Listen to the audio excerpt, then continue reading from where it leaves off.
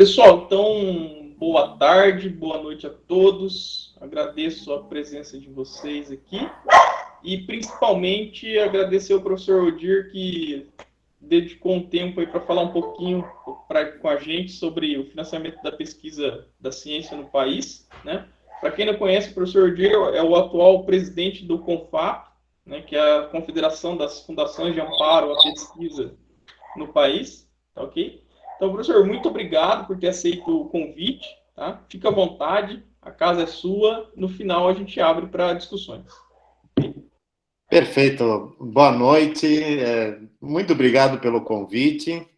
É uma satisfação para mim ter essa oportunidade, né, de conversar com vocês e apresentar aqui algumas informações, alguns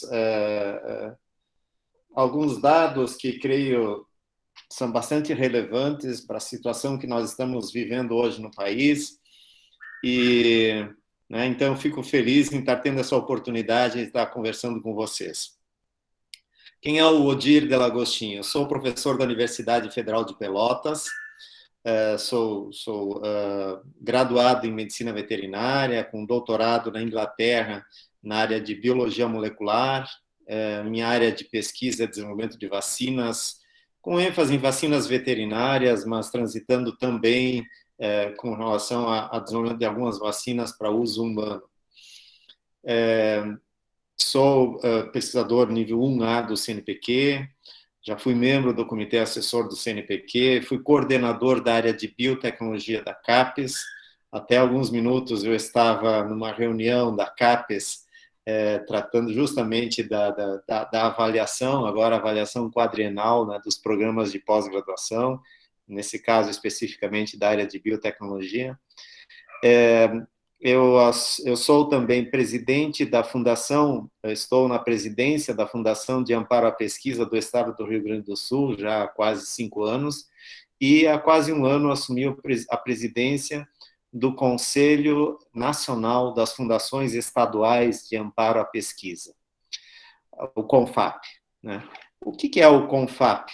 O CONFAP é uma organização sem fins lucrativos, que tem o objetivo de promover uma melhor articulação entre as agências estaduais de fomento à pesquisa científica, tecnológica e de inovação. Então, o CONFAP hoje reúne 26 fundações estaduais de amparo à pesquisa. No dia 28 de abril, nós completamos 15 anos, né? Então já há 15 anos que existe o CONFAP. E essas fundações estaduais de amparo à pesquisa, apenas um estado ainda não tem, que é o estado de Roraima, né? Está em processo de criação, né, a FAPER, que seria a Fundação de Amparo à Pesquisa do estado de Roraima. Todos os demais estados e também o Distrito Federal possuem uma fundação estadual de amparo à pesquisa. A primeira a ser criada foi a FAPESP, há quase 60 anos, né? Depois veio a FAPERGS, a FAPERJ no Rio de Janeiro, Minas Gerais e assim por diante, né? E Fundect está aqui, ó, em 98 foi criada a Fundação de Amparo à Pesquisa do estado do Mato Grosso do Sul, né, a Fundect. As demais, vejam, teve várias outras aqui que foram criadas em anos mais recentes.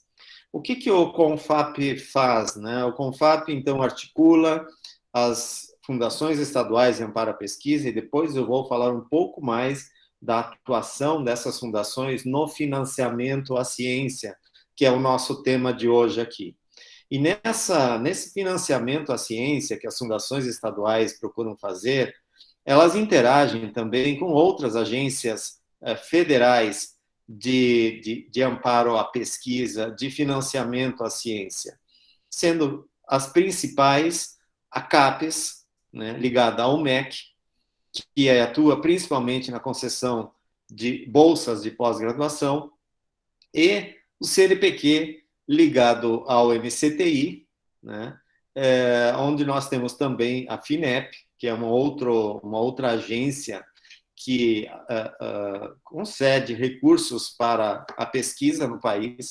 mas aqui, principalmente, o CNPq, então, é um parceiro das fundações estaduais de amparo à pesquisa e, né, digamos, nós temos uma sinergia com o CNPq, potencializando e avançando nos esforços que são feitos em nível estadual. Nossa interação é também com o Ministério da Saúde, nós temos programas como Pesquisas para o SUS, o programa chamado PPSUS, que é financiado pelo Ministério da Saúde, e nós interagimos com as instituições científicas e tecnológicas, né, dos respectivos estados. O SEBRAE e o SENAI são também grandes parceiros das fundações estaduais de amparo à pesquisa, segmentos produtivos de base tecnológica, secretarias estaduais e parcerias internacionais. O CONFAP também lidera essa ação de parcerias internacionais, principalmente com a União Europeia, mas também com outros países, né? Agora há pouco nós estávamos aqui negociando uma parceria com a Austrália, né, por meio do CONFAP.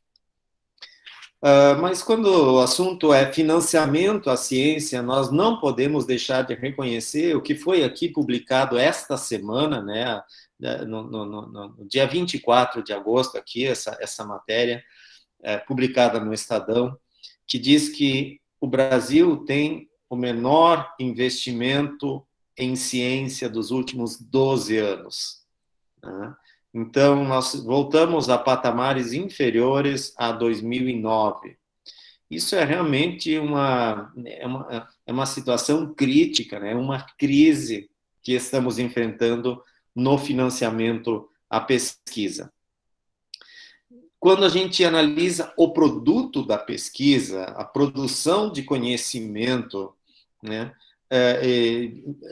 traduzida em artigos científicos publicados, o Brasil não anda muito mal, né? Ocupa a 13ª posição, atrás desses países. Este ano, ou melhor, no ano passado, em 2020, a China ultrapassou os Estados Unidos, então passou a ser o número 1 em publicação científica, em número de artigos publicados. Aqui a gente não está levando em consideração qualidade, apenas o número de artigos publicados em revistas indexadas, nesse caso aqui na base de dados Scopus, essa é a fonte de consulta que eu utilizei. Depois vem Reino Unido, Índia, Alemanha, Itália e assim por diante. E na 13ª posição, o Brasil, com 100 mil artigos publicados. O Brasil ultrapassou a Coreia do Sul no ano passado, né? Estava em 14º, agora retomou a 13ª posição, que tinha perdido há alguns anos pela Rússia. Mas, analisando esse cenário, produção científica, e analisando a série histórica, a gente vê que o Brasil continua crescendo, né? Então, olhando para isso aqui, alguém poderia perguntar, mas onde é que está a crise? Né? O Brasil continua crescendo na produção científica. A produção científica, que era de em torno de 15 mil artigos científicos lá em 2000, ela já está aqui em quase 100 mil artigos e segue firme, né? E, de fato, é verdade. Quando a gente analisa a produção científica, aqui eu peguei um recorte do estado do Mato Grosso do Sul. O estado do Mato Grosso do Sul é impressionante, né? O crescimento que teve. Publicava lá em 2000 menos em torno de 50 artigos científicos, né? Contabilizando o trabalho, o resultado de todos os pesquisadores do estado do Mato Grosso do Sul. E aí, de repente, começa a crescer, e aqui a cada 3 anos estava dobrando o número, né? Aqui em 2004 estava em torno de 100, em 2008 já estava em 300, né? Já tinha crescido aqui 3 vezes, né? Se a gente for ver, em 2011 aqui já estava em quase 600, um crescimento assim impressionante. E dentro do estado do Mato Grosso do Sul, não são muitas as instituições que desenvolvem pesquisa científica, que têm produção científica. A Universidade Federal do Mato Grosso do Sul representa mais de 60% da produção científica do estado do Mato Grosso do Sul.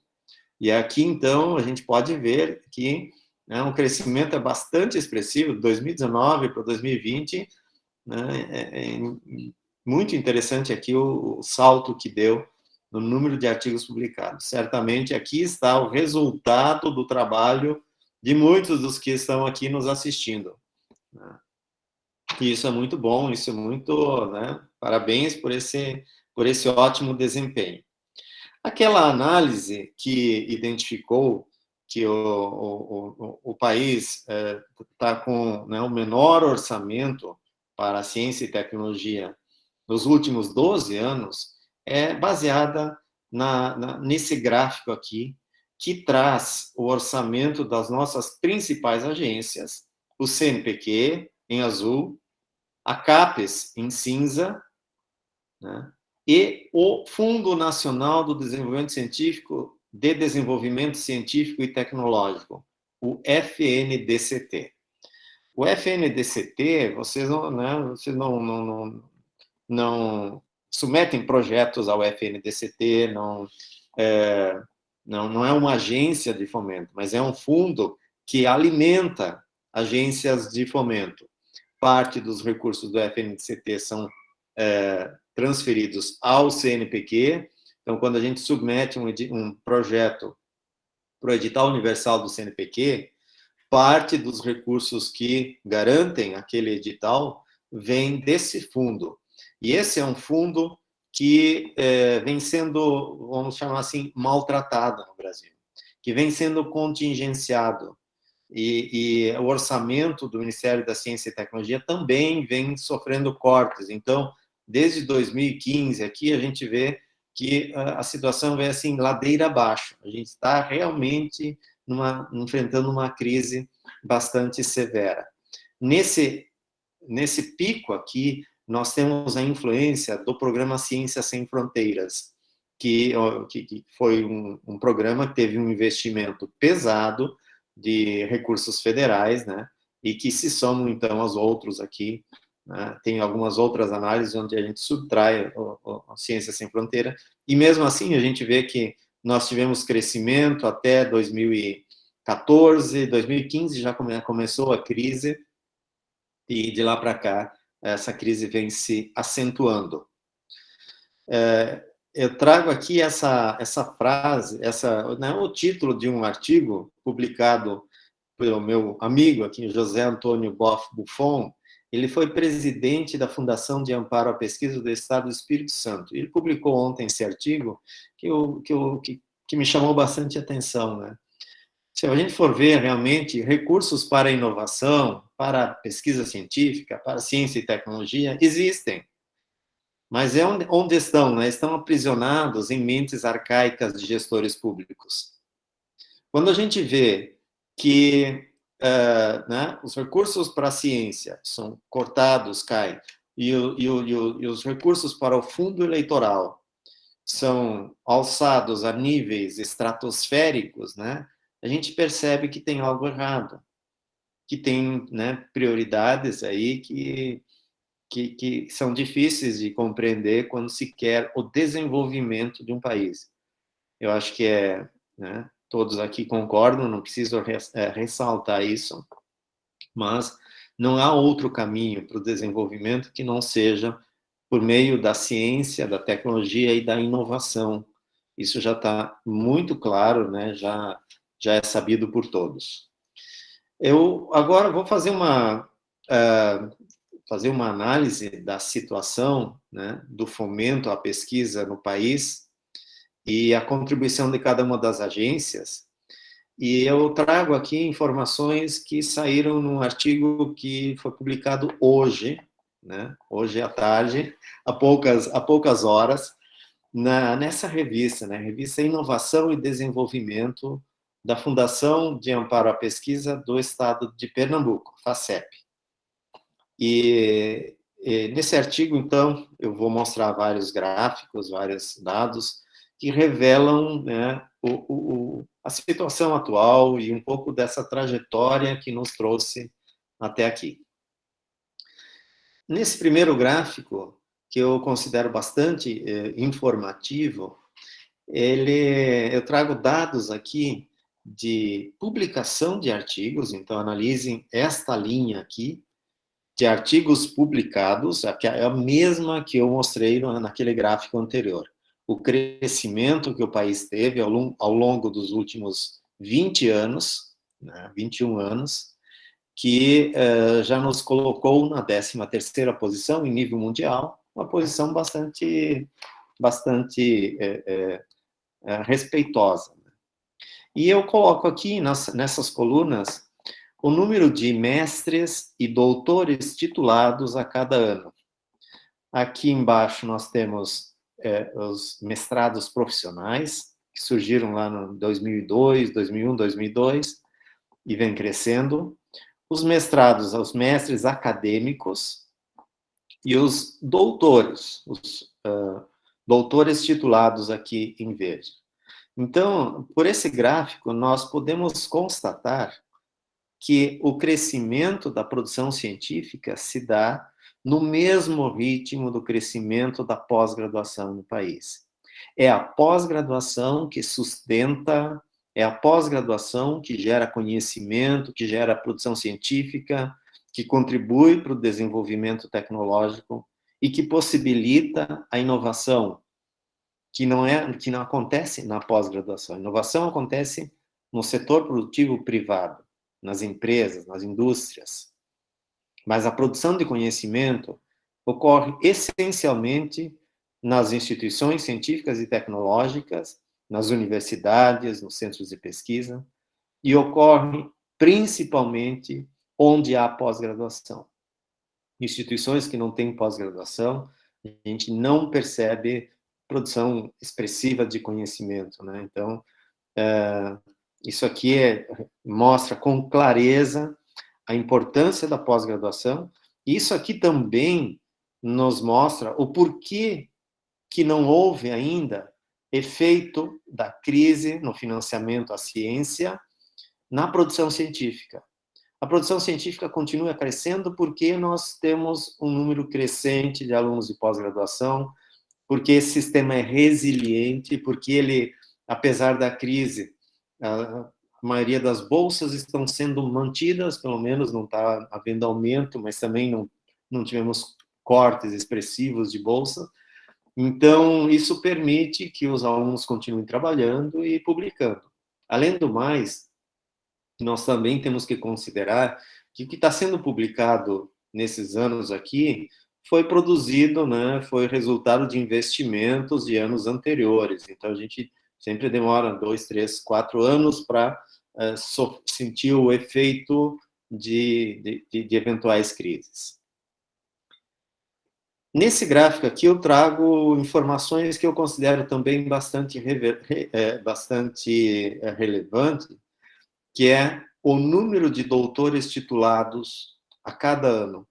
E vejam que crescimento belo, expressivo, contínuo, né?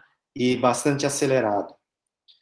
Em 2000, nós titulamos 5.000 doutores do país. Em 2020, nós já passamos de 25.000 doutores. Então, números bastante importantes e muito bons. Lá em 2003, 2004, foram criados programas de bolsas de pós-doutorado. Antes dessa data, o CNPq já tinha bolsa recém-doutor, mas era um número bastante baixo, era pouco expressivo. Aqui foram criados, então, principalmente esses dois programas, o programa de pós-doutorado júnior no CNPq, o PDS, e o Programa Nacional de Pós-Doutorado da CAPES. E esses números foram crescendo, vejam, né? Assim como cresceu, então, a formação de doutores, foi crescendo também o número de bolsas de pós-doutorado. Nós chegamos a ter, em 2005, mais de 9.000 bolsas de pós-doutorado no sistema, entre as bolsas da CAPES e do CNPq. E boa parte dos alunos que conseguiram obter o título de doutor naquele período, ou teve oportunidade, havia oportunidade de concurso naquela época e fez concurso e foi absorvido, ou teve a oportunidade de continuar trabalhando como um recém-doutor, né, ou como com bolsa de pós-doutorado. Muitas vezes uma bolsa de pós-doutorado por 6 meses, e aí já surgia um concurso e ele já conseguia uma oportunidade, um vínculo permanente. Então foi um período muito bom até aí. Mas chegou a crise, e o que aconteceu com as bolsas de pós-doutorado? Vejam, uma gradativa diminuição no número de bolsas, a CAPES aqui retirando do sistema um número expressivo de bolsas, né? Nós chegamos a ter 7.000 quase 7.500 bolsas da CAPES em 2015, e agora temos, né, uma redução de mais de 2.200 bolsas, caiu agora para 5.281 bolsas de pós-doutorado. Então, aqui o que acontece, o que está acontecendo hoje? Nós estamos titulando muitos doutores, e para onde estão indo esses doutores? Nós não estamos dando oportunidade para que eles possam continuar atuando em pesquisa, em desenvolvimento. Não há também absorção dessa mão de obra pelo mercado, né, de trabalho. O que nós estamos vendo é uma evasão de cérebros muito acelerada, e isso é um prejuízo sem tamanho, né? Porque, afinal, formar um doutor custa caro, né? É caro formar um doutor, e a gente forma um doutor e, de repente, não dá o amparo que ele precisa para ele dar o retorno à sociedade do investimento feito pelo Estado. Na pós-graduação, nós temos um somatório, né, de esforços em relação a bolsas de mestrado e doutorado de duas agências federais e das agências, das fundações estaduais de amparo à pesquisa, das FAPES. A CAPES responde por 73% das bolsas, o CNPq 13%, e as FAPES 14%. Esses são os números absolutos, né, de bolsas de mestrado e doutorado que nós tivemos no sistema em 2020. Né? Somando esses valores aqui, isso representa uma cobertura de quase 50%, no caso, 47,5% no caso dos alunos matriculados no mestrado, né? Então, 47,5% dos alunos matriculados tiveram a concessão de bolsa. No doutorado, nós chegamos a 50%, considerando o total de alunos matriculados e alunos bolsistas. As bolsas disponibilizadas por essa combinação de fontes, né, de agências, possibilitaram a cobertura, então, de 50% dos alunos matriculados. Vamos ver aqui a atuação do CNPq nesse período. O CNPq não é, a função principal do CNPq não é conceder bolsa, a função principal do CNPq é promover o desenvolvimento, a ciência e a tecnologia, né? Conselho Nacional de Desenvolvimento Científico e Tecnológico é o nome do CNPq, então a principal missão é essa. Obviamente que a ciência é produzida onde se faz pós-graduação, então o CNPq concede bolsas também de mestrado e doutorado.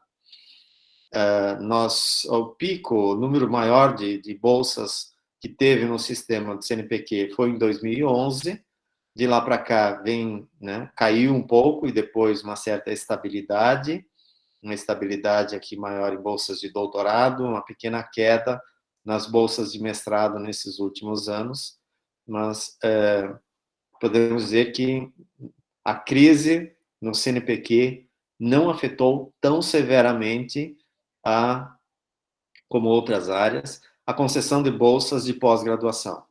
Em bolsas de pós-graduação, de pós-doutorado, né, no país, Aqui eu estou tirando todo o efeito do Ciência Sem Fronteira, eu só contabilizei bolsas de doutorado de pós-doutorado no país.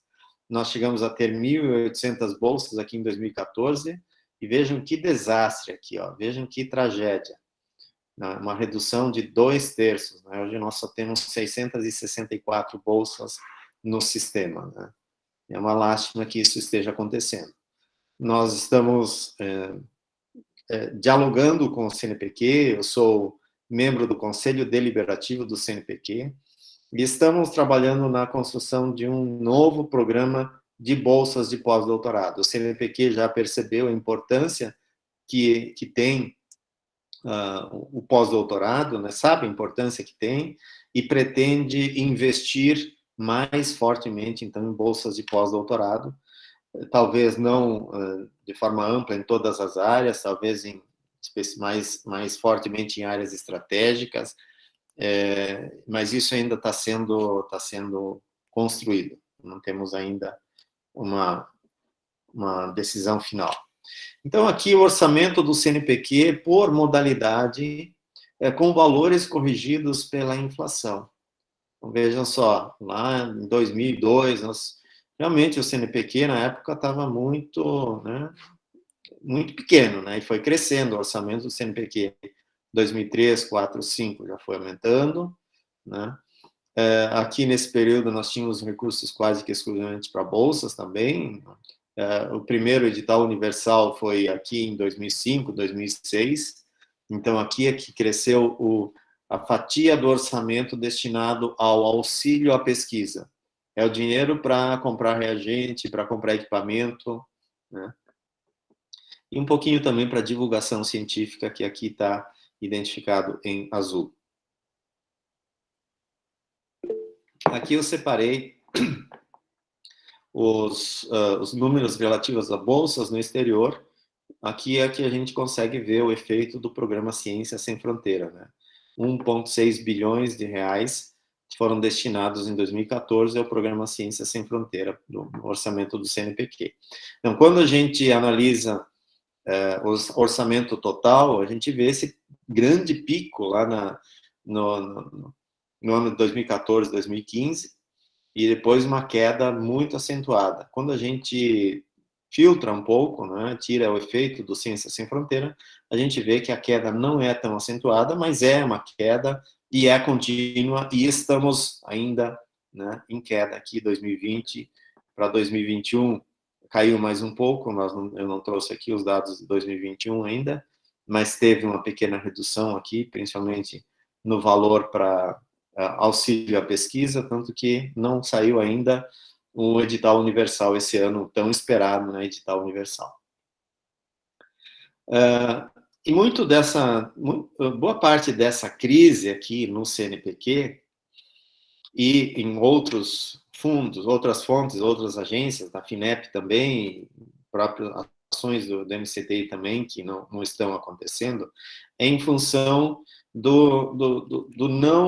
não disponibilização dos recursos do FNDCT, que eu mencionei para vocês aqui nesse gráfico, né, e comentei sobre o contingenciamento dos recursos desse fundo.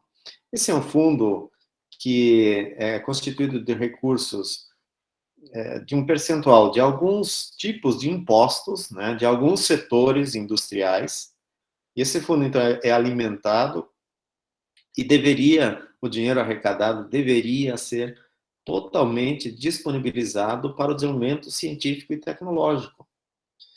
E aqui a gente vê o que tá acontecendo nesses últimos 8 anos. Né?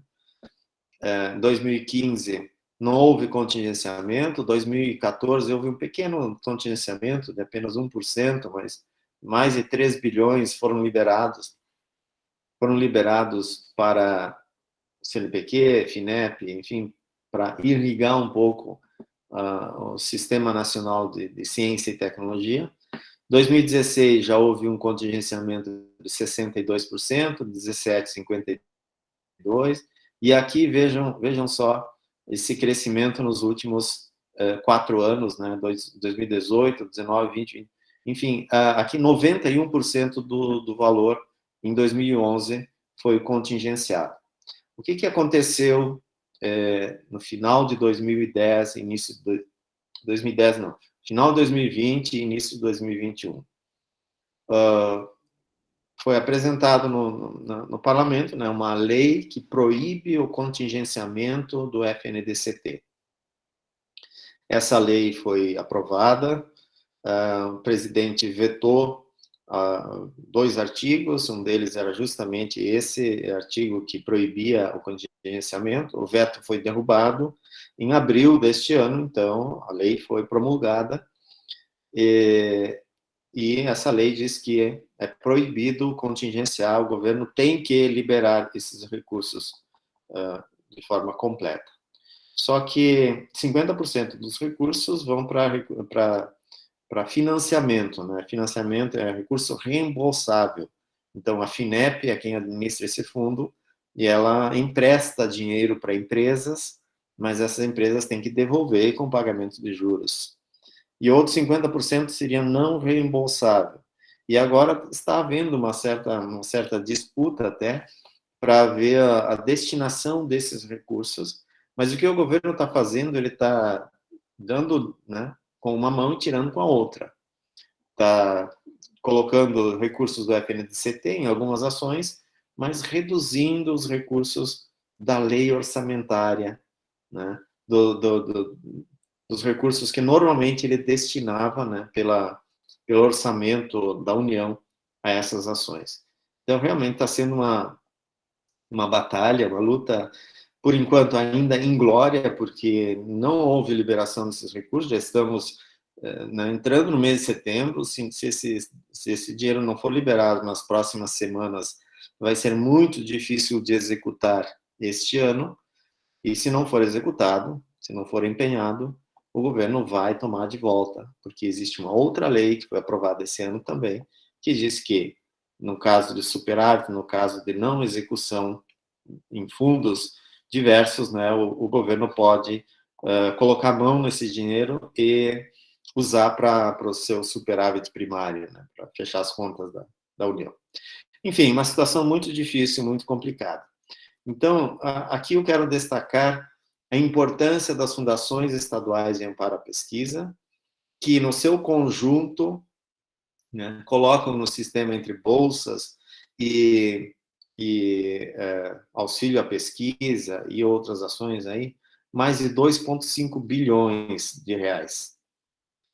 Especificamente em auxílio à pesquisa, e aqui eu faço questão de enfatizar, né, auxílio à pesquisa, o dinheiro que é colocado na mão do pesquisador para comprar reagentes, para pagar serviços, para melhorar a infraestrutura, que é muito importante, porque não adianta ter bolsa disponível e não ter 10, 15 mil reais para o aluno poder executar o seu projeto de pesquisa, né?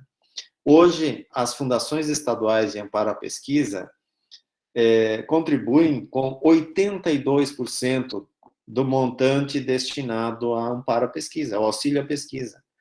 Vejam, aqui estão os valores absolutos. A CAPES coloca apenas 42 milhões, que é o PROAP, o PROEX, no caso de grupos de excelência, de programas nota 6 e 7. O CNPq, no ano passado, só investiu 228 milhões de reais. E isso inclui todo o dinheiro que foi para os editais, para enfrentamento à pandemia, né?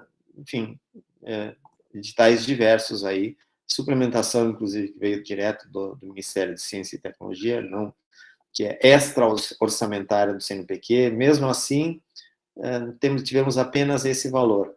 No conjunto das fundações estaduais em amparo à pesquisa, nós tivemos mais de 1,2 bilhões de reais disponibilizados como auxílio à pesquisa em cada um dos estados. É claro que há daí uma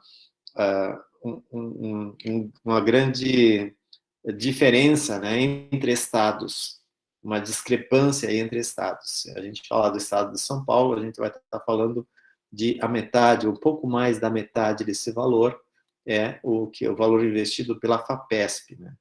E aí temos as outras 25 fundações de amparo que no seu conjunto contribuem com a outra metade.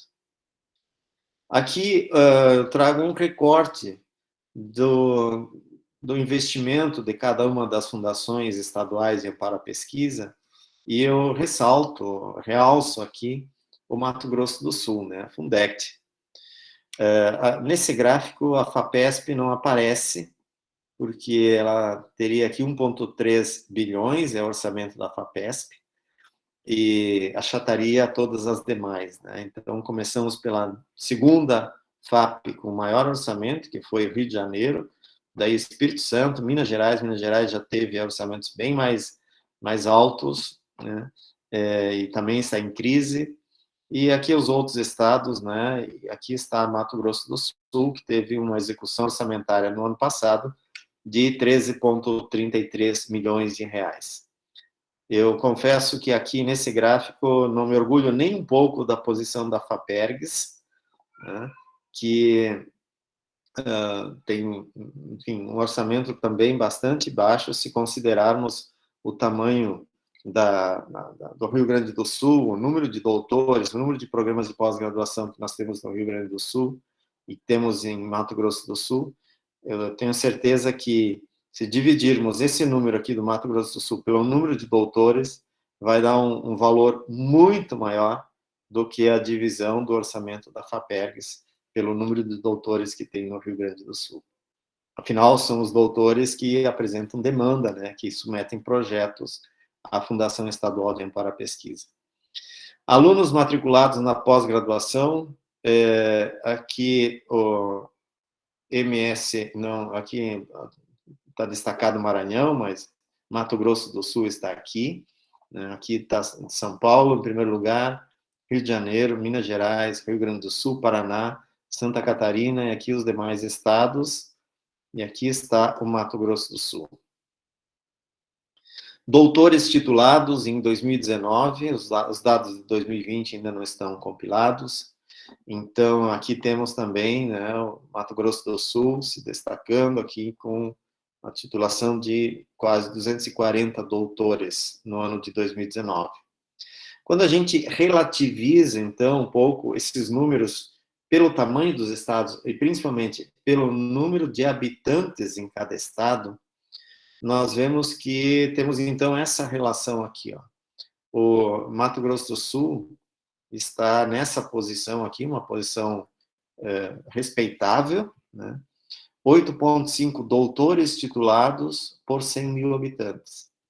Aqui, Rio Grande do Sul se destaca com 21,5 doutores titulados por 100 mil habitantes.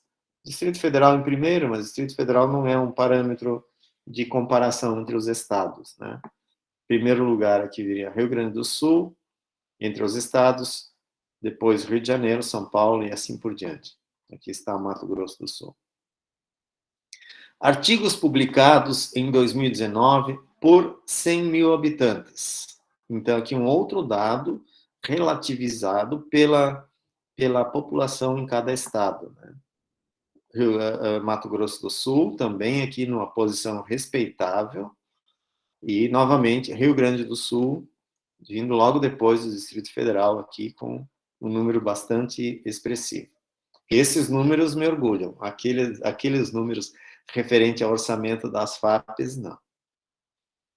Aqui, valores alocados pela CAPES em bolsas de pós-graduação em 2020, em milhões de reais por estado. Então, quanto a CAPES investe em bolsas de pós-graduação?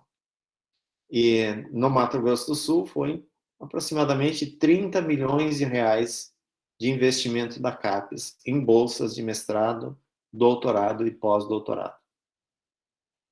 Primeiro vem São Paulo, Rio de Janeiro, Rio Grande do Sul, Minas Gerais e assim por diante. Então, aqui a gente vê que tem valores bastante expressivos, a gente às vezes não contabiliza isso, né?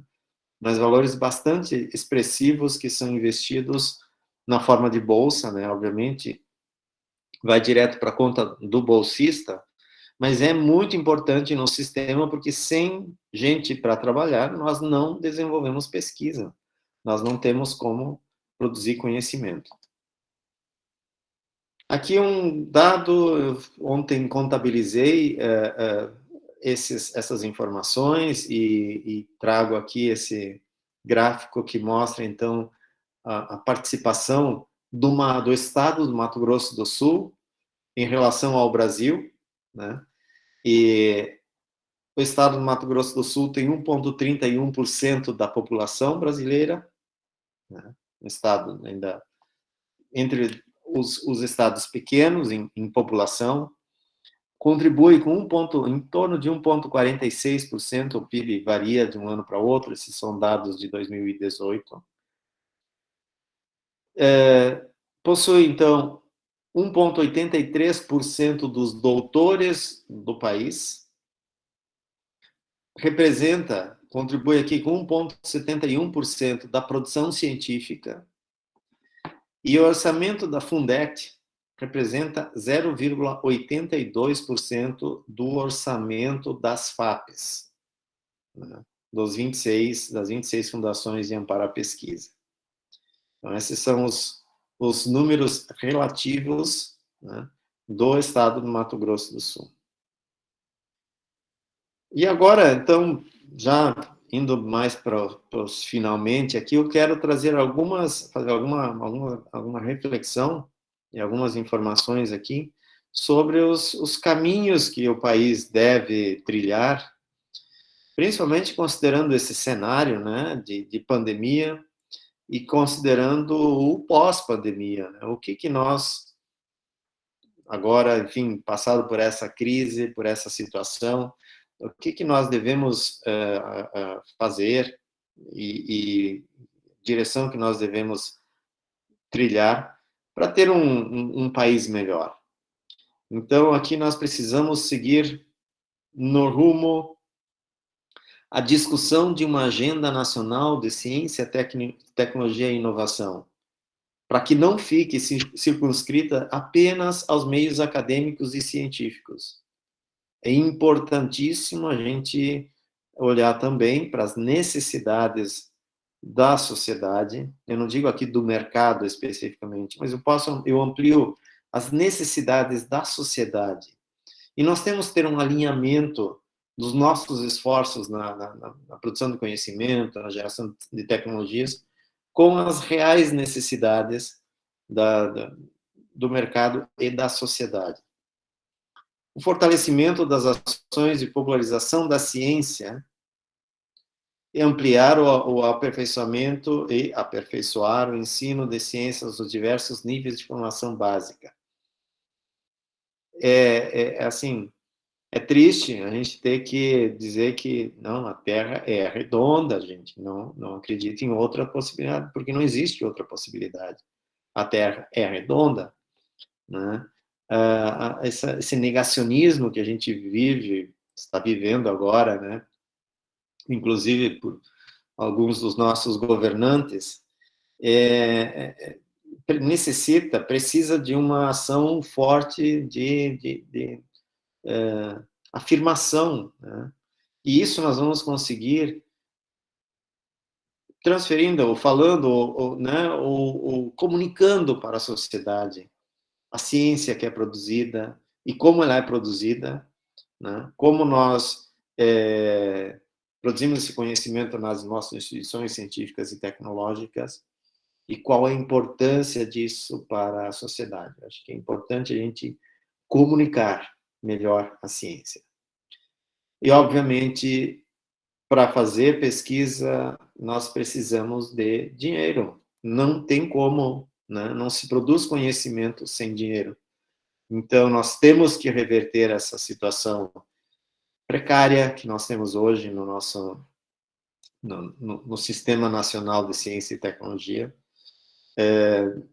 Rever essa questão do FNDCT, para que ele, de fato, ajude a irrigar um pouco mais o sistema como um todo, e, quem sabe, alcançar níveis superiores a 1,5% do PIB em investimento em ciência, tecnologia e inovação. Hoje o Brasil, algumas estimativas dizem que o Brasil está em torno de 1,1% do PIB, outros contestam essa afirmação e acham que é menos de 1% do investimento que o Brasil faz em ciência e tecnologia. Nós precisamos também seguir no rumo à reconstrução da capacidade das instituições de fomento à ciência brasileira, o fortalecimento da rede de financiamento. E quando eu falo em rede de financiamento aqui, é esse conjunto de agências, né, tanto em nível federal quanto estadual e local. E a retomada de estratégias de desenvolvimento econômico e social com políticas de ciência, tecnologia e inovação como eixos estruturantes. Nós precisamos colocar inovação no centro da estratégia de desenvolvimento econômico e social.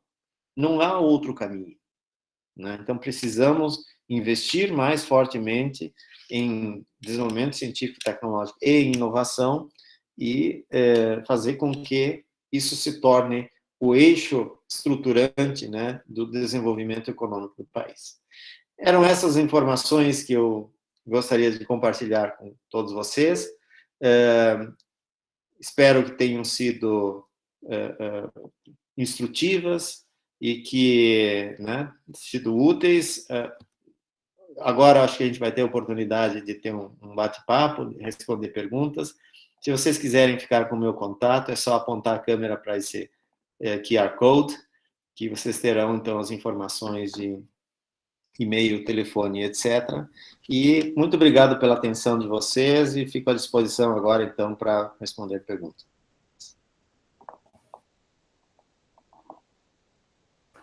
Obrigado, professor Odir. Então, já temos algumas mãozinhas levantadas aqui na sessão. E o Cícero foi o primeiro. Cícero, fica à vontade.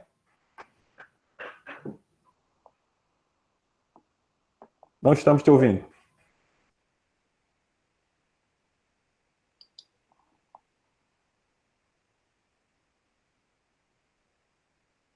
Não. Acho que congelou, né? Não. O seu áudio aparece como mutado aqui pra gente.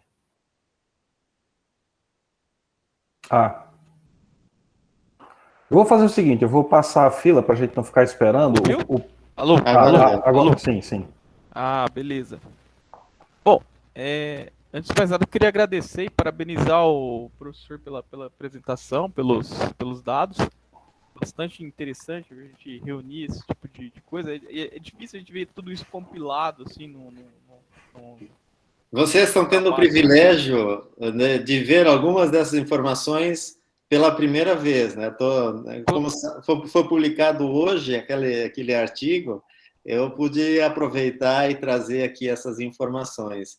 Então, são dados bem recentes, né? Saindo do forno, né? São dados novos. Pois é, com certeza. Então, assim, é muito importante para a gente olhar para esses dados, porque é uma discussão que é recorrente, né, entre nós, entre os colegas aqui. Às vezes a gente entra em debate com os colegas também fora, né, em congressos, né? E, na verdade, eu queria colocar algumas coisas, né? Por exemplo, eu não sei se o professor chegou a ver uma apresentação do Sérgio Rezende, que ele fez alguns anos atrás na SBPC, onde eles tinham um plano de governo, né, que chegaria a 3% do PIB, e ele mostrava ponta a ponta onde chegaria, né, como que chegaria. Então, assim, era um sonho, né? E era um sonho ainda. Um sonho mais distante agora, né? Era um sonho e foi uma proposta desse governo, do governo que está agora no poder, na época da eleição, a Academia Brasileira de Ciências fez uma sabatina com todos os candidatos, e o candidato que venceu a eleição foi um que respondeu essa sabatina dizendo: não, ciência e tecnologia é importante, inclusive nós vamos elevar para 3% do PIB, né, o investimento em ciência e tecnologia.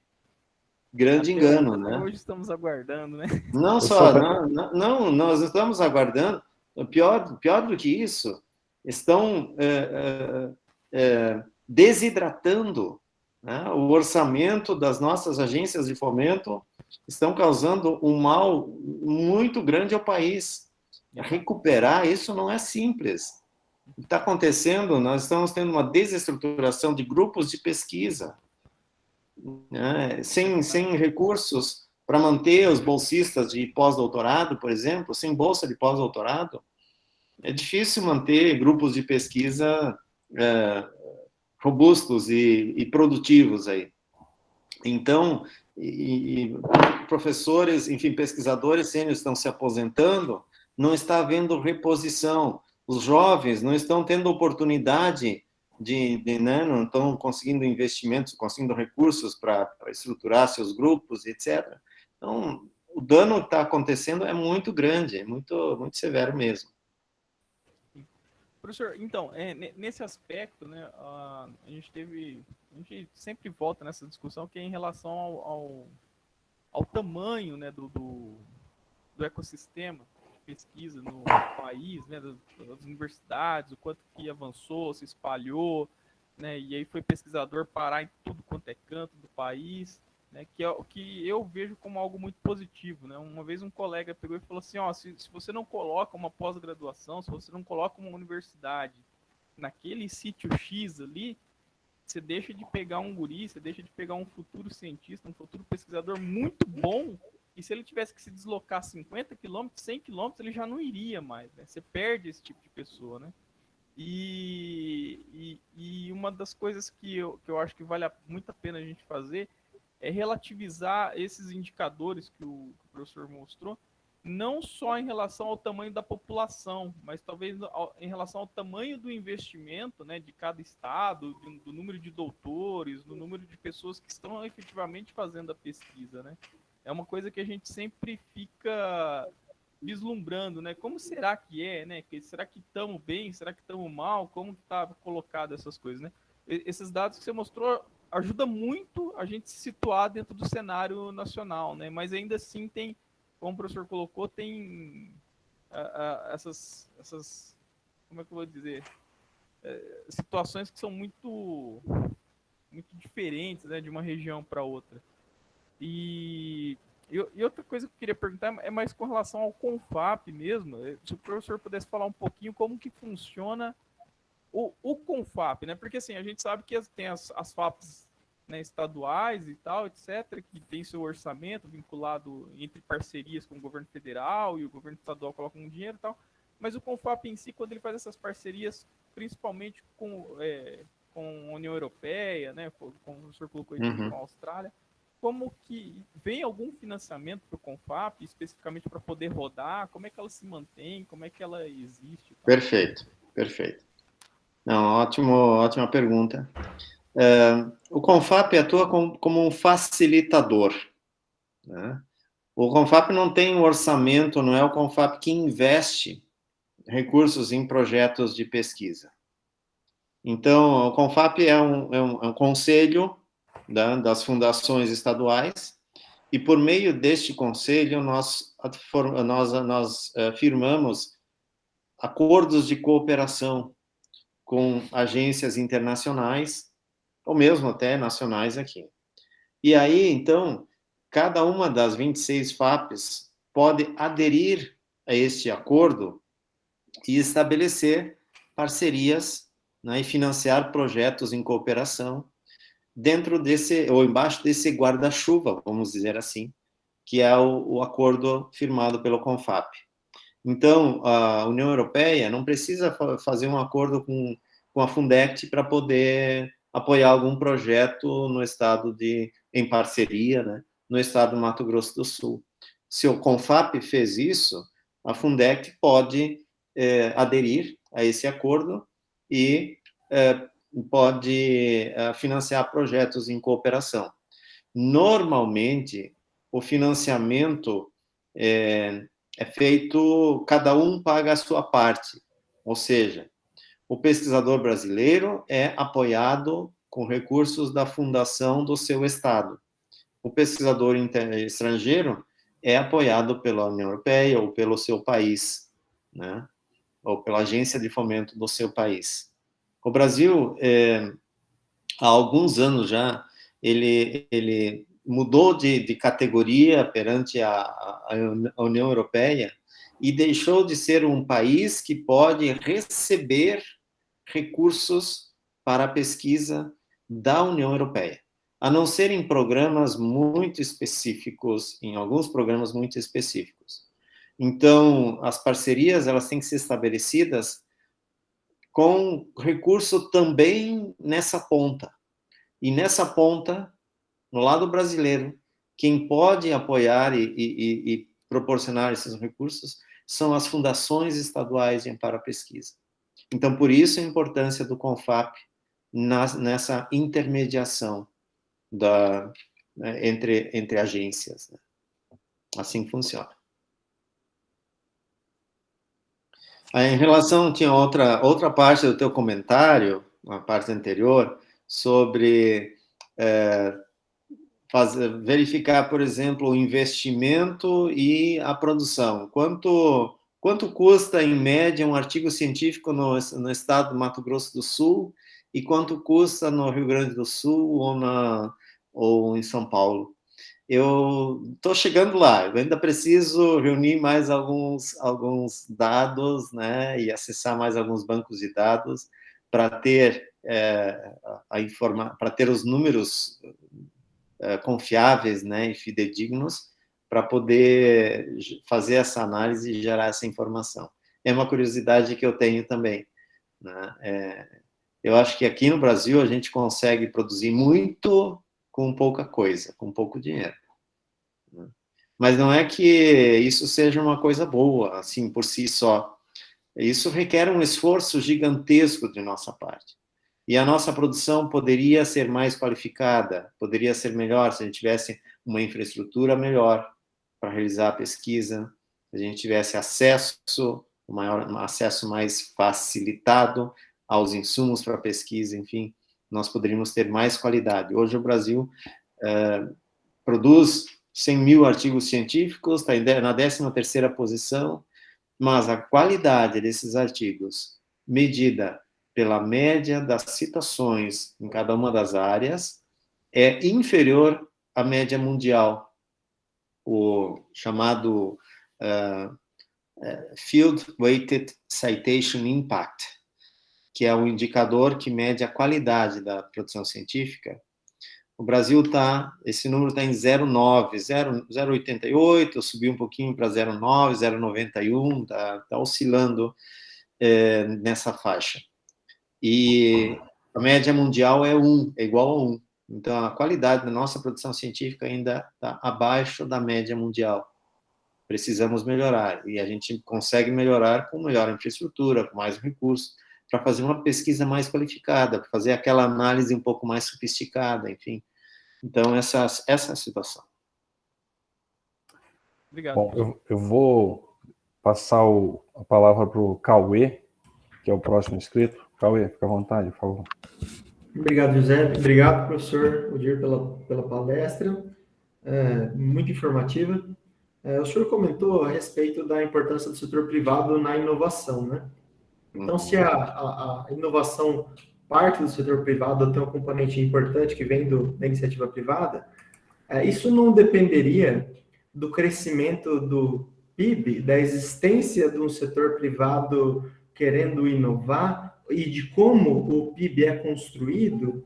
Por exemplo, eu vejo uma conta bastante ruim em vender grãos e comprar smartphones, né? A gente não constrói, não produz, então fica uma coisa cíclica, né? Eu tento procurar o problema que a iniciativa privada tem, mas a iniciativa privada nem está em crescimento. Então, não tem essa dependência direta do crescimento do país de uma forma geral com relação ao setor privado? Uhum. Perfeita, a reflexão cabe muito bem, né, nesse cenário.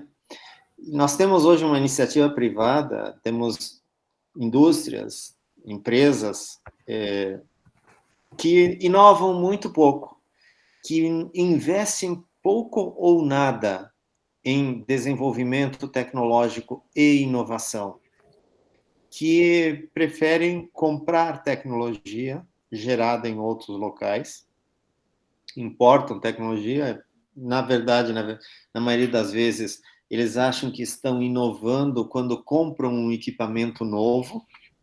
Isso não é bem inovação, né? Mas temos pouca cultura de investimento em inovação por parte do setor produtivo privado. O que a gente está observando nos últimos anos é o início de um movimento de criação de empresas de base tecnológica, de startups. E nós estamos vendo que esse pode ser o caminho para mudar a realidade brasileira. Nós precisamos levar o conhecimento produzido na universidade para fora do muro dos muros da universidade. E quem pode fazer isso são os nossos egressos, são os estudantes, né, de graduação, mestrado, doutorado. Eles podem fazer isso, eventualmente criando um empreendimento, né, sendo empreendedores. Eu tenho defendido isso também, principalmente na área de biotecnologia, que eu tenho uma inserção maior e converso bastante com programas de pós-graduação e alunos de pós-graduação, e tenho tentado motivar a gente. Olhem para o mercado, as oportunidades estão aí. Parem de olhar tanto para a academia. Nós já temos, né, uma certa saturação na academia. E as oportunidades são muito escassas, são pequenas. Procurem olhar para o mercado. Será que esse projeto de pesquisa não pode gerar um produto, um processo inovador? E será que isso não pode ser levado ao mercado né, por meio de uma empresa criada pelo próprio aluno, pelo próprio pesquisador? Eu acho que se nós promovermos isso, essas empresas de base tecnológica, criadas por mestres ou doutores, vão continuar fazendo pesquisa, vão querer contratar outras pessoas com esse mesmo nível de formação, gerando oportunidade de emprego para os nossos mestres e doutores. O Sebrae tem um programa voltado para o estímulo à criação de startups por mestres e doutores, que é o programa Catalisa. As FAPES estão já agora indo para a segunda edição do programa Centelha, que é um programa junto com a FINEP, né, e por meio do CONFAP também, com a participação de todas as FAPES. E é um programa que visa transformar ideias inovadoras em empreendimentos de sucesso. Esse é o caminho. No Rio Grande do Sul, nós criamos o programa Doutor Empreendedor, onde o aluno recebe uma bolsa de pós-doutorado, não para continuar fazendo mais do mesmo, não para continuar fazendo pesquisa, na pesquisa acadêmica. Não que isso não seja importante, isso também é importante, mas nem todos precisam continuar fazendo pesquisa acadêmica. Alguns podem, né, ir para o mercado e levar aquele produto, o processo inovador para o mercado. Então, a gente está dando uma bolsa de pós-doutorado por 2 anos, mais recursos de custeio, né, mais treinamento em gestão, né, em inovação, para que ele consiga criar uma empresa e ter sucesso com esse empreendimento. Eu acho que esse é o caminho, esse é o futuro. Perfeito, professor. Se me permite, José, só um comentário. As startups, até com a marca da startup, me parece uma ideia mais rápida e barata, né, de iniciar esse processo, né, professor? E agora também, talvez, caiba alguma forma de instruir os nossos colegas gestores, né, para também trabalhar conosco como facilitadores, né? O senhor seguramente deve ver vários cenários, um dos quais é aquele onde a gente para no próprio sistema, né? Quando trabalhando exatamente no que o senhor acabou de falar. Então, também é um amadorismo, né? Ainda, acho que natural, dentro desse conceito, né? Mas talvez uma instrução vindo das fundações, eu não sei, um treinamento para os gestores nos compreenderem, né? Porque parece muitas vezes uma conversa, um monólogo, sem resposta, né? Não, é verdade, os obstáculos ainda são muitos. Eu acho que a gente avançou um pouquinho, mas ainda tem muitos pela frente, né? Então, esse caminho, ele vai ser mais facilitado, vai ser mais fácil, mais tranquilo, se nós tivermos gestores nos nossos NITs, né, que entendam isso e que, até na universidade mesmo, reitores e pró-reitores que entendam esse lado, né, esse caminho, que consigam perceber a importância disso, que deem a atenção necessária. E, obviamente, que os nossos órgãos de controle também, CGU, AGU, etc., deveriam olhar não digo com mais carinho, mas ter um olhar diferenciado para essa área. Nós temos a lei de inovação, que foi promulgada em 2016, regulamentada em 2018, que traça um caminho bem mais tranquilo para chegar lá, né? Mas os órgãos de controle ainda não assimilaram. E se a gente quiser fazer da forma como aquela lei diz que é possível ser feito, a gente pode ter problemas aí com os órgãos de controle. Eu vejo isso no meu dia a dia, como gestor também, como presidente de fundação de amparo à pesquisa, eu enfrento dificuldades e obstáculos que, muitas vezes, por falta de compreensão de auditores, né, que interpretam aquela legislação de uma forma um pouco diferente. Não, isso não pode ser assim, isso por aqui não dá, enfim. Então, a gente encontra muitas barreiras ainda, mas acho que vale a pena insistir, vale a pena a gente fazer um esforço, não dá para desistir no primeiro obstáculo. É difícil, sim, não é fácil, sabemos disso, mas é possível. Então, se é possível, vamos lá, vamos fazer. Perfeito, obrigado, professor. O próximo inscrito é o Eberton. Opa, boa noite a todos. Boa noite. Professor Odir, uma pergunta ao senhor como presidente de uma fundação. Só contextualizar um pouco, eu sou aqui do Mato Grosso do Sul, mas me doutorei na URGS, na Federal do Rio Grande do Sul. Então, tive essa vivência aí do Sul um pouco, e depois fui para São Paulo, trabalhei no Laboratório Nacional de Luz-Síncrotron, tive projetos financiados pela FAPESP, algumas coisas assim. E voltei aqui para o Mato Grosso do Sul, hoje eu sou docente aqui no Mato Grosso do Sul. Então, eu tive convívio com a Fundect, com a FAPERGS e com a FAPESP, né? Então, dá para perceber a grande diferença que é, e a estrutura organizacional, o amadurecimento, muita coisa, né, da FAPESP em relação às outras FAPs. Mas o Estado de São Paulo tem, né, uma lei que garante 1% da arrecadação de todo o Estado para a FAPESP, né? A gente até viu o Dória tentando botar a mão nisso, depois ele recuou. Por que os outros estados não conseguem se organizar nesse sentido, politicamente, a ponto de ter uma alíquota separada da arrecadação? E eu gostaria de saber se essa alíquota existe e não é cumprida, ou se ela de fato não existe uma lei nos outros estados. Olha, a maioria dos estados tem uma lei e essa lei não é cumprida. Deixa eu ver se eu encontro aqui. Eu tenho uma planilha que traz todas essas informações. E deixa eu ver, está no GT, representações, não estou encontrando agora aqui. Tem esses dados, só mais um minutinho que eu acho que eu vou encontrar. Eu compilei também essas informações aqui na forma de uma planilha. Está em dados, na pasta dados. Eu estou olhando na pasta errada aqui. Dados comparativos. Não, infelizmente eu vou ficar devendo. Mas deixa eu responder a tua pergunta, então. São Paulo tem uma lei na Constituição, artigo na Constituição, que diz que o Estado deve repassar à FAPESP 1% da receita líquida de impostos. E, há muito tempo, o governador resolveu passar a cumprir a lei.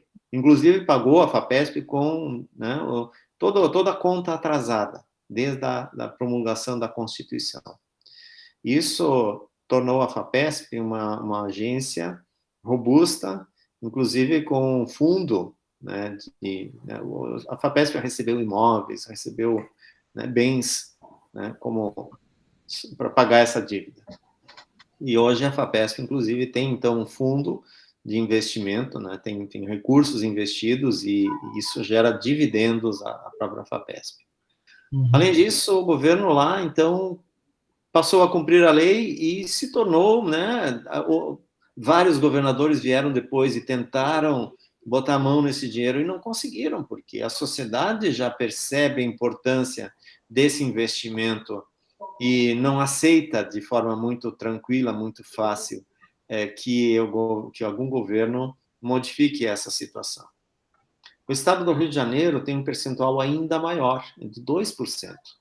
O Rio Grande do Sul é 1,5%. O Mato Grosso do Sul, se não me engano, é 0,5%. Não estou encontrando, uma pena. Estou ainda procurando aqui entre os meus arquivos, mas não achei. É de 0,5% e também não é cumprido. Rio Grande do Sul, ontem nós tivemos uma reunião aqui com o Tribunal de Contas do Estado, né, onde eu pude mostrar para o presidente do Tribunal de Contas a inconstitucionalidade, né, o fato de que o governo nunca cumpriu a lei, o que está na lei, né? E o Tribunal de Contas faz vistas grossas para isso, né? O Estado, na verdade, está numa crise financeira bastante severa. E hoje não teria condições de cumprir a lei. Hoje, se o Rio Grande do Sul fosse destinar 1,5% da receita líquida, o orçamento da FAPESP seria de 500 milhões de reais. Mas aí o governo vai dizer, não tenho, porque o governo fecha só, as contas aqui já estão no vermelho, se eu destinar mais 100 milhões, eu vou ter que tirar de algum lugar, de onde eu vou tirar? Da saúde? Da segurança? Né? Enfim, o argumento é esse. E isso sensibiliza, inclusive, os órgãos de controle, que daí toleram essa situação. São Paulo não tolera mais porque já criou a cultura, né? E já estabeleceu uma estrutura muito sólida, robusta, e São Paulo é o que é hoje, muito em função da Fundação de Amparo à Pesquisa de São Paulo, porque lá tem investimento, tem, né, veja, 1,3 bilhões é o orçamento da FAPESP, é maior do que o orçamento do CNPq, e é, né, só para o estado de São Paulo. São Paulo tem 44 milhões de habitantes, São Paulo tem em torno de 20 e poucos mil doutores, pouco mais agora, atuando em pesquisa, nem tem uma densidade tão alta, né, de pesquisadores. Se a gente comparar a densidade do Mato Grosso do Sul e São Paulo, Mato Grosso do Sul é maior. Mato Grosso do Sul tem a 5ª maior densidade de doutores do país. São Paulo está mais ou menos na média nacional. Mas São Paulo tem esse investimento robusto, forte, né, da fundação, não só para pesquisa, mas também para criação de empresas, né, o programa PIP é um programa muito forte, muito, né, com muito dinheiro, que realmente estimula a criação de empresas de base tecnológica, e isso faz toda a diferença, né? E então nós temos essa situação no país, a maioria dos estados tem a previsão em lei ou na Constituição, né, de repasse às fundações, mas, como acontece em muitos casos, a lei não é cumprida. E aí nós temos sempre aquela situação de, né, onde é cumprida no orçamento, o orçamento que a FAP recebe, que é aprovado na Assembleia Legislativa, cumpre a lei, mas aí a Secretaria da Fazenda diz, tá, mas nós não vamos te repassar tudo isso, nós só temos essa fatia aqui, então vai ter que se contentar com isso. Então tem contingenciamento, né, do recurso e aí não, né, o recurso não é disponibilizado. Algumas FAPES fazem o que a gente chama de bolsificação do orçamento. Então, transformam todo o orçamento em bolsas, porque aí o governo não pode reter. Bolsa é considerado salário. E aí não tem como... Mas isso é uma estratégia que dá resultado, sim, mas não tão expressivo como deveria. Além da bolsa, é importante que tenha auxílio à pesquisa. Senão é um gasto de pouca qualidade, né, com pouco retorno. Uhum. Agradeço, professor. E só um último comentário, José, menos de um minuto aqui. E é isso que faz São Paulo ser diferente, né? Quando a gente Exato. percebe, quando você vê que tem muito mais empresas de base tecnológica, a interação indústria-academia é muito maior, mas na verdade tem muitos anos aí por trás de investimento regular, né? Então a gente vê, inclusive, esse problema de investimento federal, que o senhor apresentou muito bem, que vem caindo, e a falta de regularidade, até para as próximas gerações de cientistas. O pessoal tem visto que as oportunidades diminuíram muito, então muitos estão indo para outro caminho. Então, ou vão para fora do país, ou de fato vão para outro caminho, né? Então é Exatamente. muito complicado. Agora, assim, a sua resposta me deixou muito mais preocupado ainda, porque eu achava que era uma outra questão. Então, assim, se o tribunal não faz se cumprir a lei, aí, bom, fica tudo muito complicado, né? Eu acho que deveria haver um reajuste fiscal, né, nas contas dos estados, mas eu também acho que eles não querem repassar, porque dá para reorganizar, né? A gente vê que tem épocas que o orçamento sobe e a gente não vê o dinheiro vindo, tem épocas que o orçamento diminui e o dinheiro acaba vindo, e acaba... Então, bem aquilo, né? O dinheiro fica aprisionado nas mentes arcaicas dos gestores, né? Acaba que o presidente que tem que ficar batendo na porta, e se o cara também não tem essa articulação, e a gente está vendo isso aqui, né, no nosso caso local, né, sem citar nomes a ninguém, mas se o cara não tem uma articulação política muito boa, a ciência sofre demais, porque acaba ficando sem recurso. Eu não vejo recurso na fundação aqui desde 2014, e o que teve não foi pago tudo. Então, assim, pensa, nós estamos há 7 anos sem fomento estadual, assim, é muito complicado, né? Mas eu paro por aqui, José, passo a palavra e agradeço mais uma vez, professor Odir. Obrigado. Valeu, Everton. Professor, tem uma pergunta aqui de uma aluna, que ela está com o áudio, está com problema. Eu acho que a gente até já imagina a resposta, mas ela acho que ela quer ouvir da sua boca, que é, em relação à construção de novas universidades, qual a probabilidade de haver abertura de novas instituições nos próximos anos? Olha, difícil, né? É difícil responder essa pergunta, né? Só com uma bola de cristal. Eu diria que é muito baixa essa probabilidade. A crise que nós estamos enfrentando agora, ela vai demorar um pouco ainda para ser revertida. E nós estamos tendo uma crise que está influenciando diretamente os jovens, que está desmotivando os jovens a procurar formação em ensino superior, em cursos de nível superior. As universidades privadas estão perdendo matrículas assim de forma assustadora. A pandemia veio ainda acelerar um pouco mais essa crise também nas universidades comunitárias, né, e privadas. E, portanto, eu não vejo assim como possível, como provável, né, a expansão de universidades federais num futuro próximo. É porque eu acho que nós temos também vagas ociosas em universidades federais, que ainda que não estão sendo preenchidas, estamos tendo evasão muito grande também em universidades federais. Eu acho que nós temos várias coisas aqui a resolver antes de pensar em expansão, em criação de novas universidades. Aí tem até a questão da infraestrutura, né, professor? A gente tem que cuidar um pouco melhor da infraestrutura dessas que já estão, que já existem, né? A infraestrutura já instalada, né? Exatamente. E a crise financeira que as universidades enfrentam também é muito grande, né? O corte no orçamento das universidades federais, as universidades só estão, né, conseguindo dar conta porque não está tendo ensino presencial. Ontem mesmo estava conversando com o presidente da Undifes, que estava dizendo, olha, se as universidades tiverem que voltar para o ensino presencial, nós não vamos ter dinheiro para pagar as contas, né? Não vai ter, não tem como. Então, nós nem sabemos como é que vai ser, né? Para o ano que vem, o orçamento que está se desenhando não é também, que já está na lei orçamentária, ou na proposta de lei orçamentária, projeto de lei orçamentária, na PELOA, não está indicando que o governo está disposto a colocar mais dinheiro nas universidades. O que eu acho que vai ter que acontecer em algum momento é a universidade ter mais autonomia, né? E a autonomia passaria também para a gestão dos recursos humanos. Hoje, o custo dos salários dos professores representa 90 e tantos por cento, né? O percentual que é destinado a outros custeios e capital é muito pequeno. E esse 90 e pouco por cento a gente não está discutindo, né? A gente não fala, porque é salário e meio que um tabu a gente discutir. Mas se a gente for ver nas nossas universidades,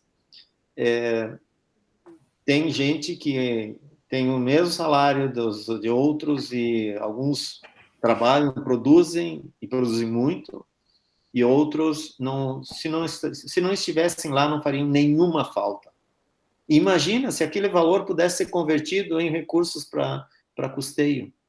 Imagina se o reitor tivesse essa autonomia para, né, redirecionar, né, digamos, vamos começar do zero, vamos reduzir em 10% o valor, o número de professores na universidade e vamos colocar esse recurso em investimento. Nossa, isso faria uma revolução na universidade. Se a gente pensar bem, 10% dos professores, eu não vejo nenhuma dificuldade em identificar, né, que 10% a menos não faria nenhuma diferença na força de trabalho, mas o dinheiro desses 10% faria toda a diferença, se pudesse se esse dinheiro fosse realmente investido na universidade, em melhoria da infraestrutura, em condições de trabalho, em condições de pesquisa, em infraestrutura para pesquisa, isso causaria uma revolução, né, no bom sentido. Mas acho que é uma utopia ainda pensar assim e querer que isso aconteça num futuro próximo. Talvez não vai ser na minha existência que isso vai acontecer. Eu gostei muito da sua visão. Eu acho que, de fato, não tem como negar que existe um corporativismo, né? Parece que, assim, a questão da meritocracia só vale até você ingressar na instituição por concurso público. E depois daí, independente do que você faça, todos chegam com o mesmo salário, no mesmo patamar da carreira, independente do esforço. Eu acho que isso podia ser pensado, sem dúvida. Então, nós temos nas nossas universidades muitos problemas também, que estaria na nossa mão resolver esses problemas, mas a gente não encara muito isso, a gente prefere não falar deles. Deixa eles, né? Vamos deixar quieto. Vamos só criticar isso ou aquilo, né? Criticar o orçamento, ou o governo, etc. Mas nós poderíamos estar fazendo nosso dever de casa mais bem feito, né? Mas, enfim, essa é a situação. Bom, pessoal, já estamos aqui segurando o professor Adir por 1h30. A Thalita agradeceu pela resposta. Eu acho que nós não temos mais inscritos, professor, então, em nome do PPGQ, do PGCM, para o professor Cício aí que voltou, professor Cauê, nós gostaríamos de agradecer a presença. E eu confesso que eu tirei várias fotos aqui dos dados que o senhor apresentou. Tem muita coisa para a gente ponderar a respeito, né? Uma coisa que eu cheguei à conclusão rapidamente, o Estado do Mato Grosso do Sul está nos devendo dinheiro. Pela porcentagem do PIB, a porcentagem de pesquisadores, a nossa FAP aqui está precisando investir mais. Ok. Eu vou disponibilizar, vou enviar também o artigo que saiu hoje. Vou mandar um PDF para vocês aí, para vocês repassarem para os alunos também. Ele traz a maior parte dos gráficos que eu mostrei hoje, e eu faço também uma contextualização, né, desses dados, dessas informações. Acho que vocês vão gostar de ler. Excelente, tá obrigado. Muito bem, eu que agradeço a oportunidade, como eu falei no início, é um prazer para mim estar podendo conversar com vocês, né? Espero ter a oportunidade em algum momento encontrar vocês presencialmente, seja aí em Campo Grande, seja Brasília, seja Rio Grande do Sul, Porto Alegre, enfim, em algum lugar por aí, né? Muito obrigado, gente. Professor, agradeço Muito obrigado, professor. Um abraço e até a próxima oportunidade. Valeu. Tchau, tchau. Até mais, pessoal. Tchau.